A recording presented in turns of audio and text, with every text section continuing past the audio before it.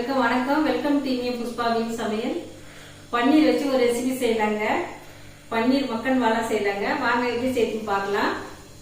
பன்னீர் 1/4 cup வெண்ணெய் எடுத்திருக்கேன்.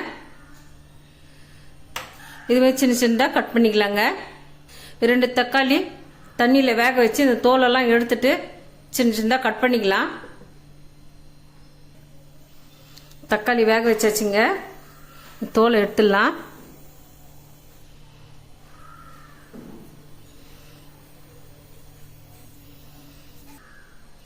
கடாய் வச்சு 2 ஸ்பூன் நெய் ஊற்றிக்கிறேங்க. நெய் உருகிடுதுங்க. பன்னீரை நெய்யில் போட்டு பொரிச்சு எடுத்துக்கலாம். பன்னீரை லைட்டாக வறுத்தா போதும். இப்போ எடுத்துடலாங்க. தண்ணி ஒரு பவுலில் வச்சுக்கலாங்க. நெய்யில் வறுத்த பன்னீர்லாம் இந்த தண்ணியில் போட்டுக்கிறேன்.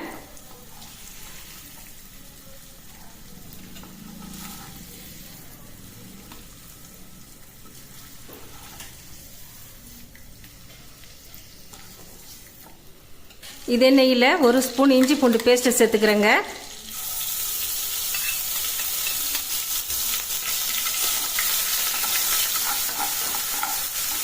பச்சை வாசனை போகிற வரையில நல்லா வதக்கிடலாம். 2 வெங்காயம் பொடியாக கட் பண்ண இஞ்சி பூண்டில் சேர்த்துக்கிறேன். வெங்காயம் நல்லா வதங்கிடுது. தக்காளி தோல் எடுத்துட்டு கட் பண்ணி வச்சுக்கிறேன். தக்காளியை வெங்காயத்தில் சேர்த்துக்கலாங்க. தக்காளியில் 1 ஸ்பூன் மிளகாத்தூளை சேர்த்துக்கிறேன். தேவையான அளவு சால்ட்டு சேர்த்துக்கிறேன். இந்த நெய்யிலேயே எல்லாம் செட் ஆகி வரட்டுங்க. இந்த கரண்டிலேயே நல்லா மசிச்சாச்சு. கொஞ்சமாக தண்ணி சேர்த்துக்கலாம்.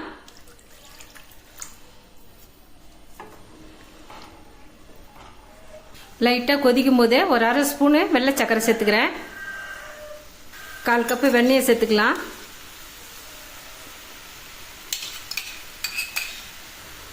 நெய்யில் பொரிச்ச பன்னீரை மசாலாவில் சேர்த்துக்கலாங்க. ஒரு 5 நிமிஷம் அப்படியே கொதிட்டுங்க.